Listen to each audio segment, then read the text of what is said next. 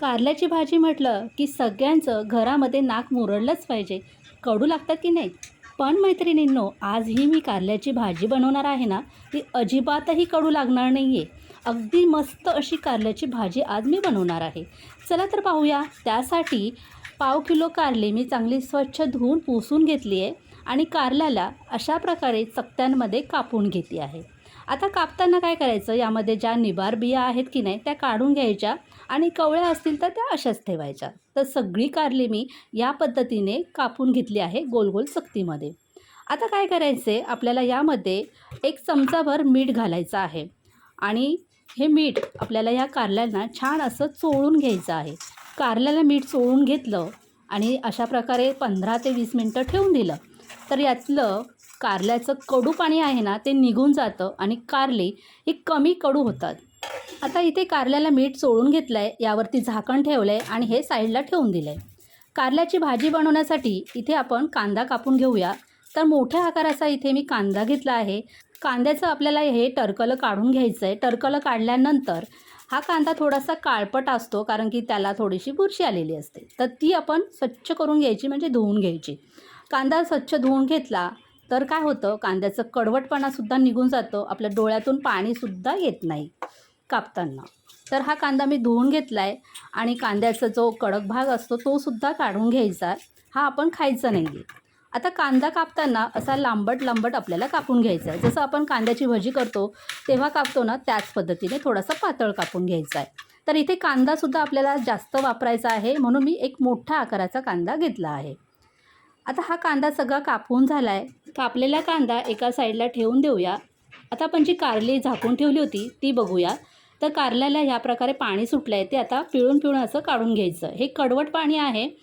जर तुम्हाला पाणी काढायचं नसेल ना तर नाही काढलं तरी चालेल, पण कारल्यातलं हे पाणी काढलं तर कारली ही जास्त कडू होत नाही. मैत्रिणींनो, हा व्हिडिओ तुम्ही पहिल्यांदाच पाहत असाल तर शेवटपर्यंत नक्कीच बघा, कारण की ही कारल्याची भाजी करण्याची पद्धत थोडी वेगळी मी वापरली आहे. त्यामुळे शेवटपर्यंत हा व्हिडिओ तुम्ही बघितला तरच तुम्हाला ही भाजी कशा पद्धतीने केली आहे ते समजेल.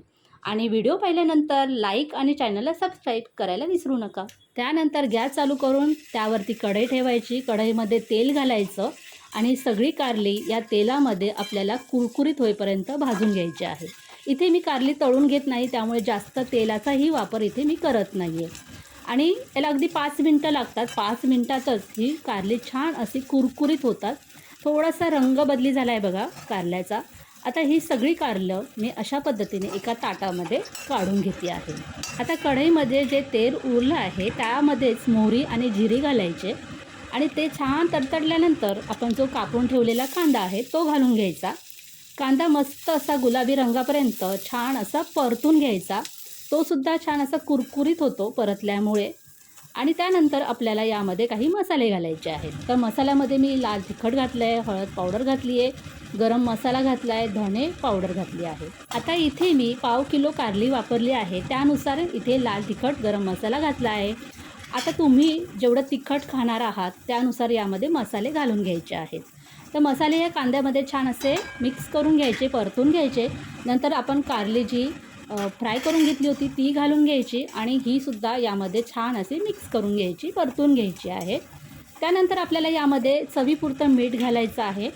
इथे आपण कारल्याला मीठ अगोदर लावून ठेवलं होतं, त्यामुळे मीठ घालताना थोडंसं कमी घालायचं आहे आणि थोडंसं कारलं आपण खाऊन बघायचं आहे. जर आपल्याला कमी वाटलं मीठ तरच यामध्ये एक्स्ट्रा मीठ घालायचं आहे. त्यानंतर मी 1 चमचाभर यामध्ये गूळ घातला आहे.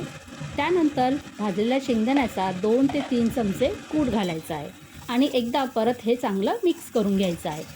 जर तुम्ही कधी कारल्याची भाजी बनवताना गूळ घातला नसेल तर एकदा गूळ घालून जरूर बघा. अगदी भन्नाट चवीची ही कारल्याची भाजी लागते, जराही कडू लागत नाही. झाकण ठेवून अगदी 2 मिनटासाठी आपल्याला हे चांगलं शिजून घ्यायचं आहे.